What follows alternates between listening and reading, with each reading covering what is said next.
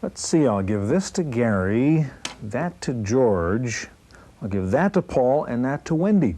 Hi, if your friends are into computers, software or peripherals can make a great Christmas present during this holiday season. Today, we're going to give you our favorite suggestions for holiday gifts from the computer store on this edition of the Computer Chronicles.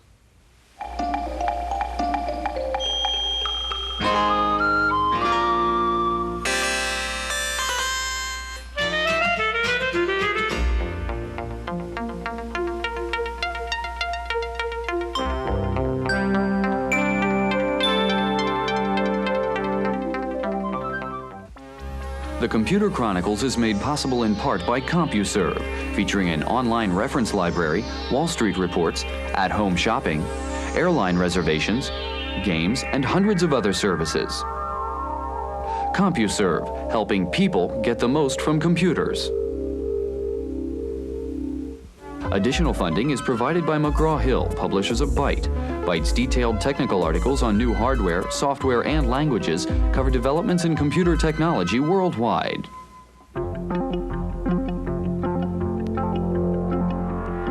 Welcome to the Computer Chronicles. I'm Stewart Cheifet, and this is Santa Claus Kildall over here. Merry Christmas, Stewart. Merry Christmas to you, Gary. Gary, I asked you to come up with an idea, a gift idea for Christmas for a computer user, and you brought this whole operation here. Now, what is this that you got? This is called a Sony Picture Computer. It's this little box right down here. And you use it to add pictures and titles and things to your home VCR movies. Show me how you It has a charge coupled device scanner. It's this device here.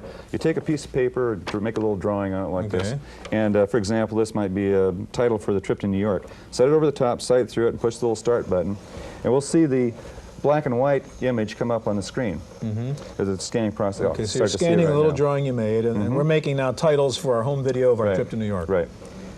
Now when the scanning process gets finished, we're going to use the controls on the scanner to fill in the colors.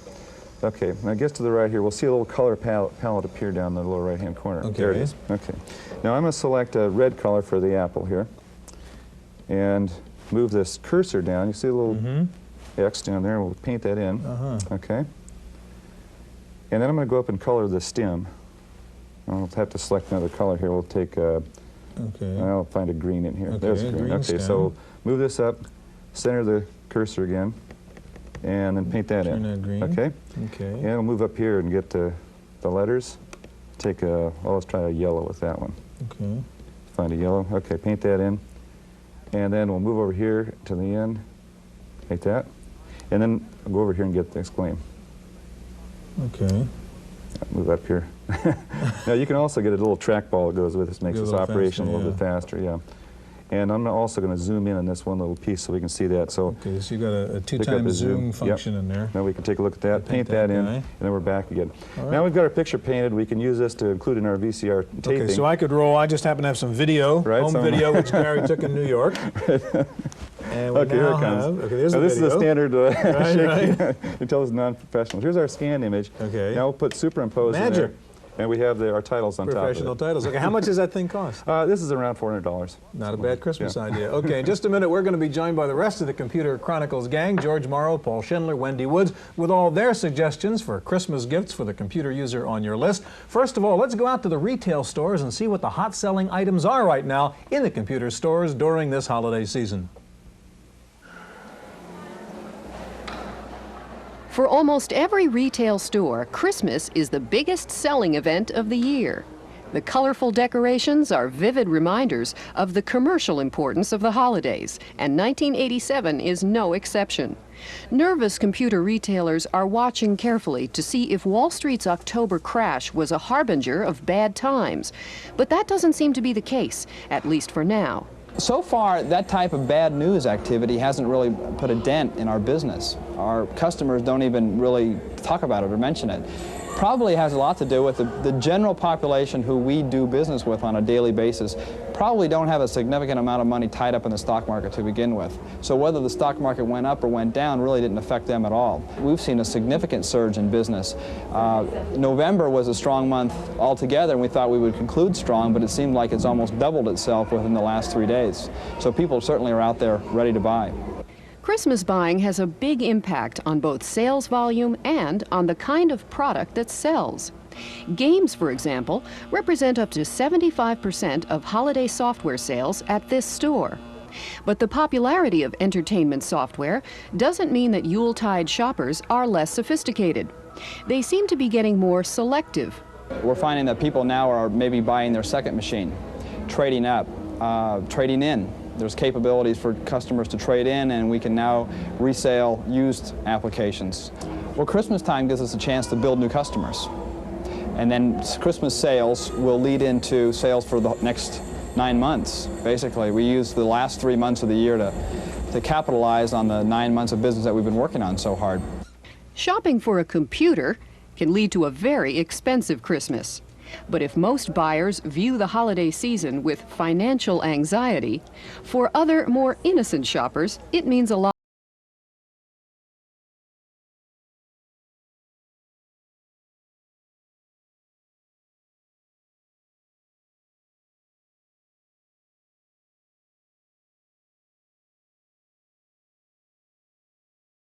In addition to Santa Claus Kildall over here is George Morrow, our regular host and commentator and chief scientist at Nestar. And next to George, Wendy Woods, our regular reporter. Wendy, of course, is also editor-in-chief of News Bites. Gary, start. I want to see what George has got for us here. Well, I've got a lot of things. The first thing is a piece of software called Byline. It's, I think, the best piece of desktop publishing software that's come around the pike. It's about $300. It's written by a fellow who used to be a professional writer and has turned himself into a programmer. It allows you to import from almost any kind of other program that creates files like DBase 3 or any of the spreadsheet programs. It allows you to bring those into a document and format them any way you want and publish them. And you don't have to fiddle with the file itself. The file stays just the way you want. It has got to be, I think it's going to be the standard in what civilized desktop publishing. It's pretty new, right? It's pretty new. It's just coming out. Ashton-Tate is distributing it. It's a great piece of software. A good starter for a person who wants to get into desktop publishing. A good starter, and I think it's got a lot of horsepower. I think it's got the horsepower to last quite a while. Now, the second, you know, these days, we're in the transition between 3.5-inch drives and 5 1/4. Well, this is a perfect product. It's called LapLink. It's about $100. It comes with a cable that you can't make a mistake with because it has... It's got one of everything. It's got both kinds of connectors at either way, and it'll plug into any pair of serial ports. Okay. You plug it in, you bring it up. It's got a 3.5-inch diskette and a 5 1/4-inch diskette. And it's the most civilized, easy-to-use program to transfer files that I've ever seen. I use it all the time. For the transition. I not only use it for my portables, but I use it when I want to transfer files across normal computers too. It's really good. Now, the third piece of software that I think is good for Christmas is a piece of software called Higgins. Yes. Higgins is a piece of personal productivity software. I have it on my portable that I carry with me all the time. I mean, you guys won't be able to see much of this, but Wendy, this is the screen as it comes up. It's got an appointment, all my things, my activities in the day. It has a calendar. It has a directory. I'm able to come in here and look at anybody's name and address I want. I can go view this fellow, and suppose I want to call him. All I do is press telephone, and the thing, it'll dial. It keeps track of MCI Sprint numbers. I can dial all over the world. It keeps track of expenses. It'll do almost anything I want. If I have an appointment and I need to call somebody, I can call up that appointment. I can move over to the person's file whose phone number I have and make the phone call all in about 4 or 5 keystrokes. It's got to be the best piece of personal productivity software I've run into. I can't afford a secretary anymore. And this takes the place of it, and it makes me more effective. It's well named than Higgins. Higgins, right. And how much is this one, George? This is, I think, around $200. So we have one for $300, one for $200, and one for $100. Okay, so George's picks are Byline and LapLink and Higgins. Great Christmas products. Christmas ideas, okay? Gary, what do you got here? Okay, well, this is one. A fancy now this is kind of an What interesting device. This is called the Complete Hand Scanner. It comes from Complete PC. And the idea is that you get really a low-cost way of getting images into a computer system. Well, here's a Gary Larson cartoon. Okay. It's one of my favorites, actually. Now, what I got to do is start this thing. I'll get the Enter key, and I'm going to scan this as a 5-inch image. Okay. And so I hit the F2 key here, and then hold this button down, and then you'll see the image coming up here. There it is. So you're manually just sliding that across there. Okay, then we get to the end of it. Yeah, it's not too bad. And then we get to the end of this thing. We hit a key, and then that stores that away. Now we get a little menu down here. We can change the size of it, scale it to, let's say, scale it down by half. Now we can also rotate this around a little bit. Rotate it in one direction. Right, there we go. Right. Yeah, upside down. Upside down is good. Yeah, right side up. Or you can crop, erase, and then they also have a stationary package, little word processor, so you can bring the build up your own letterhead with the letterhead, put your image in there with some text and ship it out. How much was this, Gary? This is $249. Really fast. Yeah, it is very And I fast. think commercial scanners are probably what, 2,000 or something. Not bad. Okay, my turn. You were talking about portables. I travel a lot. For the people who are into portables, I've got a whole kit full of toys here, depending on what your price range is too. I guess one of the newest portables out is this Toshiba T1000. Very inexpensive. You can get it for $800. George, you tell me you can even get it for less than that. I've seen it in Computer Shopper for around $650. I like it. It's the smallest, lightest thing around, about 6 pounds. Very inexpensive. It has a couple limitations. Only one drive, not backlit. The battery isn't replaceable, and so on. But boy, it's got to be the lightest machine around, though. You want to just stick it in your briefcase and have it fully compatible, do everything you want, load any kind of software into it. Stuart, how long do the batteries last? Do you know? 4 hours or so. There's a couple of things. You can put a RAM card in there, that eats up some battery power. You can put the modem inside there, that eats up a lot of battery power. What people are doing is instead getting this little baby, WorldPort 1200, we've seen this before, has its own 9-volt battery in there. You can use it on any computer, plug it into your portable, plug it into your PC when you use it. That's about, what, $150 or $200? That's the modem part. Yeah, that's the modem, something in that range. Now, a really neat thing is this printer from Diconics. This is a battery-operated printer. Very clever, George, you like this. Look what they did. The batteries go in here inside the platinum thing. They're rechargeable C-cells. Isn't that clever? So you don't have to waste any room with the batteries. Very nice copy, very quiet. Inkjet printer.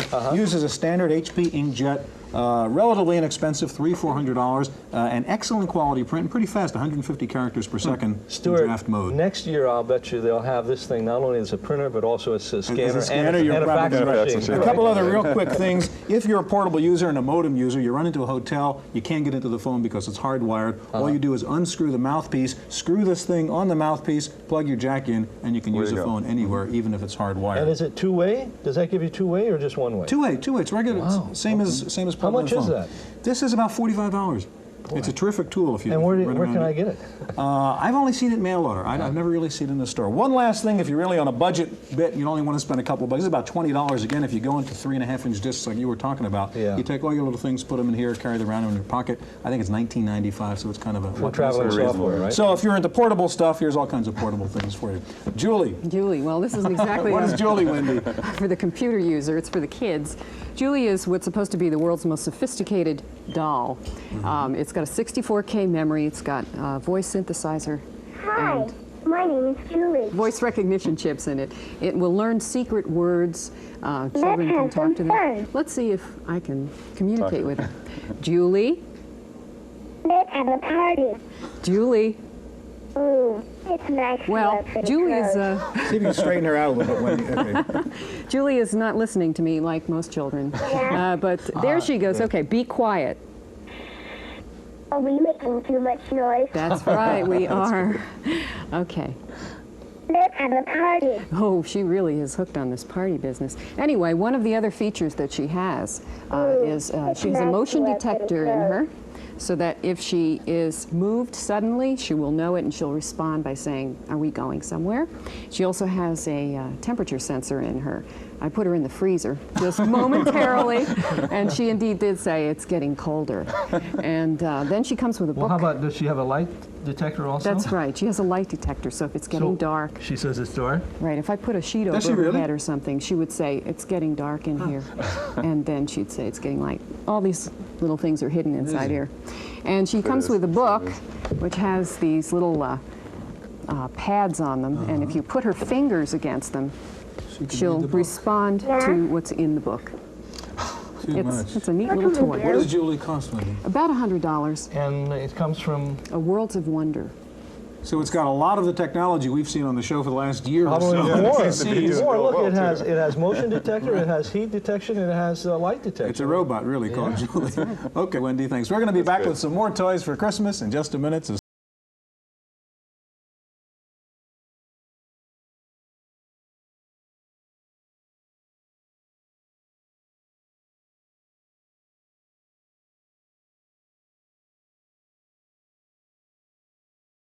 Close. Gary Kildall here again with a couple more great ideas for Christmas gifts. And let's see, Gary, we're going to start with Wendy because she's something really interesting. Who's this guy? This is Mr. Game Show. It's a new toy from Galoob. And Hi, everybody. that's a toy company. So, what game should we play? Any famous phrases? He's a little bit obnoxious, but what he is What's the word? he's got chips in here. B, a cassette Let me game. turn him off for a second. He's Okay. got chips in here. He's got a 700 phrase vocabulary, and there are 4 different games. And depending on which game you pick, either you use this touchpad, and the lights light up around here, and he comes back with all kinds of insults and compliments, depending on whether you do well or you don't.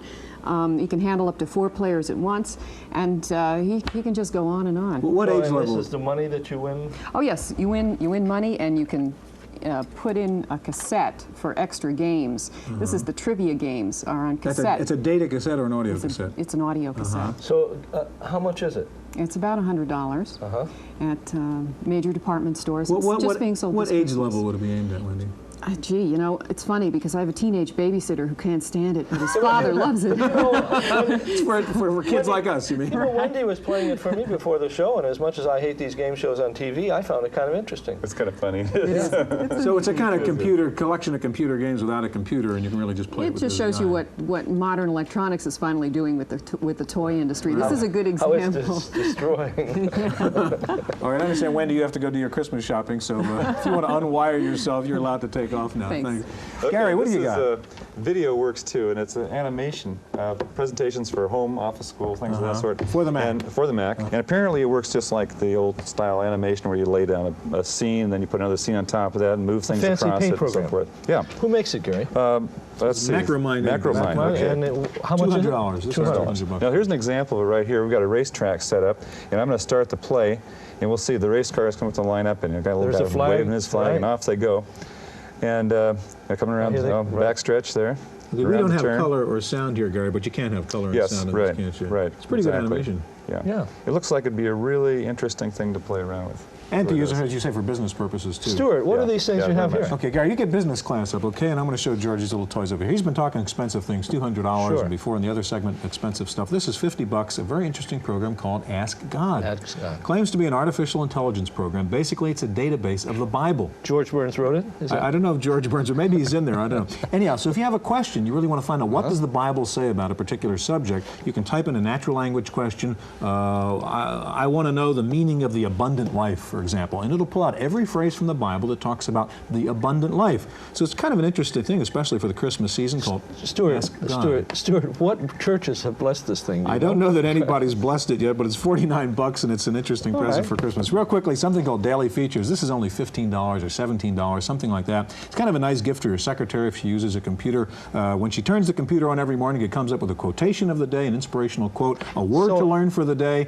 and it also comes up with a trivia question for the day. So it's those pads, Like except one of in those software. pads on a disc. Real quickly, $6.95, only $6.95. Fortune cookies on a disc. Put it in your computer. Every time you turn your computer on, you get a fortune. Gary, you got business class up there? Business class. This is by Activision. And the idea here is that basically if you're a world traveler and you'd like to find out what the customs or the money exchange, whatever it is throughout the world, you just click on it. You're going to go and I'm in- going to click on it looks a like we're continent going there, down to England. and we're going to go right down to London. And we arrive at London and we'll say, well, what we'd like to find is customs. Okay. And we'll click on the customs, a handshake there, find out about tipping, the language, and so forth. And you can see that we've got a number of things like the exchange rate. Looks like we have airline travel schedules, a variety of other hospital information. This and so needs HyperCard to run. Yes. Does Now, indeed with have there. HyperCard, how much? It's $50 this one is. It's a $50. HyperCard stack from Activision, I think is Gary. How much is the HyperCards? That's only very, very $50 expensive. too. I I think see. you buy the or it comes for nothing. I think if you buy a new Mac right now. Pretty nice. Okay, we've got about 30 seconds left. What do you want for Christmas, George? I'd like one of these Kloss projection monitors so I can put my things up on a screen anytime. You're a high-priced customer. Yeah, well, Gary, what do you want? What do you want? I'll take an ETAC car navigation system. How's that? Can you actually buy that now? Yeah. Yeah, that's pretty neat. What was I your bet, car? his, one of I those. bet his ETAC is as expensive as my Kloss. Gentlemen, we're out of time. I hope you get what you wanted. Thanks for joining us in this special holiday edition of the Chronicles. Hope we'll see you again next week.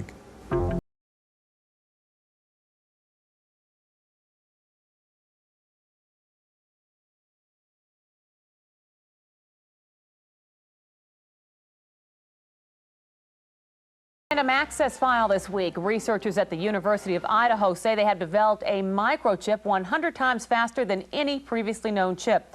The chip is made of gallium arsenide and it runs at 320 megahertz. That means it can handle 320 million data characters per second. The designers say the chip could actually run at 1 gigahertz or 1 billion cycles per second. The new super speedy chip was designed for NASA to be used in the new space shuttle.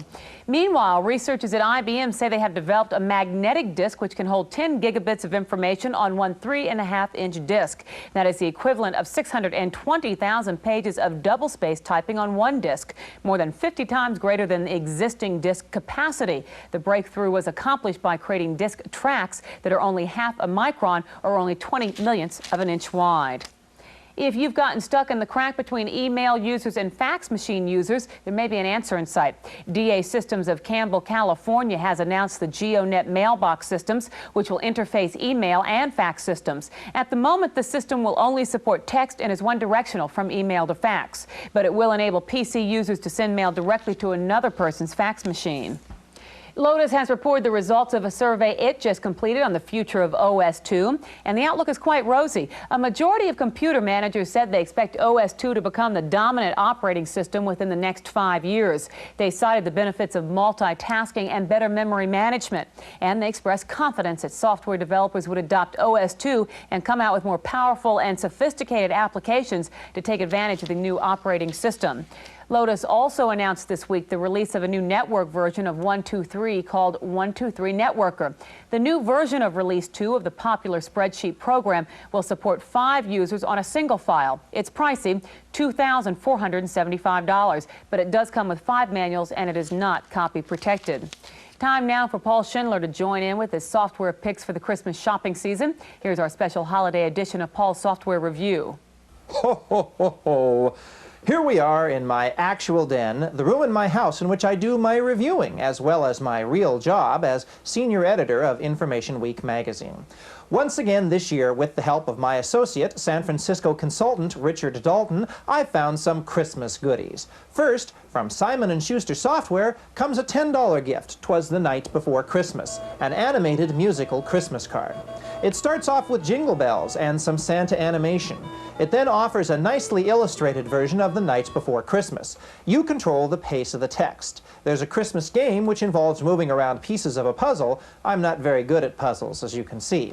You can also use it to write a letter to Santa, and you can legally make copies for your friends. 'Twas the Night Before Christmas is $10. We step up a notch and move over to the Apple computer with Science Toolkit's Body Module, a $40 software package from Broderbund.